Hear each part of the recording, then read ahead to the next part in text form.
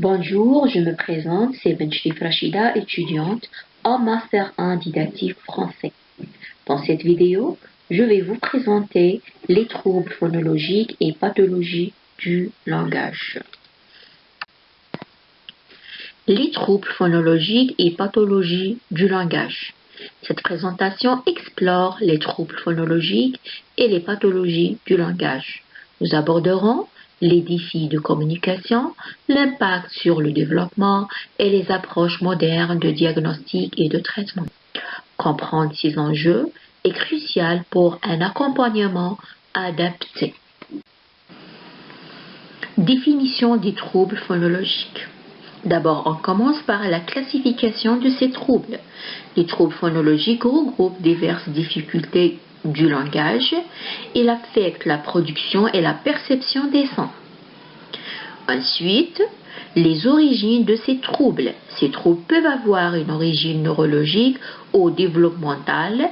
Ils se manifestent différemment selon les individus. À la fin, la prévalence de ces troubles. La prévalence varie chez les enfants et les adultes. Un diagnostic précis est essentiel pour une intervention efficace. Maintenant, on va aborder les types du trouble phonologique.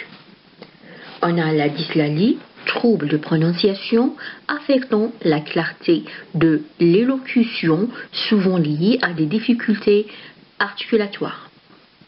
Dysphasie, difficulté de traitement du langage, impactant la compréhension et l'expression, peut affecter la syntaxe et le vocabulaire. Dysarthrie, problème neurologique affectant l'articulation, causant une parole lente et difficile à comprendre, implique un contrôle musculaire limité. Et à la fin, apraxie, perturbation de la programmation motrice nécessaire à la parole, affectant la séquence des sons, difficile de planifier les mouvements articulatoires. Maintenant, on passe au diagnostic et évaluation. On a l'évaluation orthophonique, c'est une méthode d'évaluation pour identifier les troubles spécifiques du langage. On a aussi les tests standardisés, c'est l'utilisation de tests pour comparer les performances aux normes établies.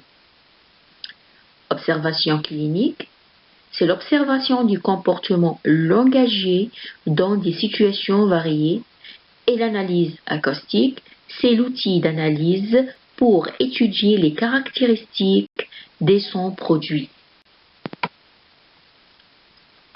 Ces troubles ont des conséquences négatives sur l'individu et la société, telles que l'estime de soi. C'est une conséquence négative sur la confiance en soi et l'image personnelle.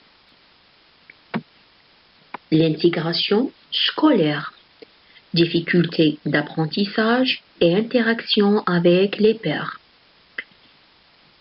Et l'intégration sociale, c'est un problème de communication et d'établissement de relations.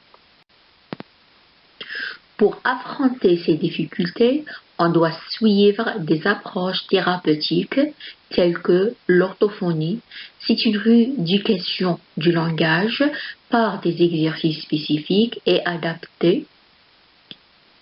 Réhabilitation, c'est une technique moderne pour améliorer la communication. Ensuite, la multidisciplinarité, c'est une collaboration avec d'autres professeurs de la santé. Et à la fin, la technologie, c'est l'utilisation d'outils innovants pour faciliter l'apprentissage.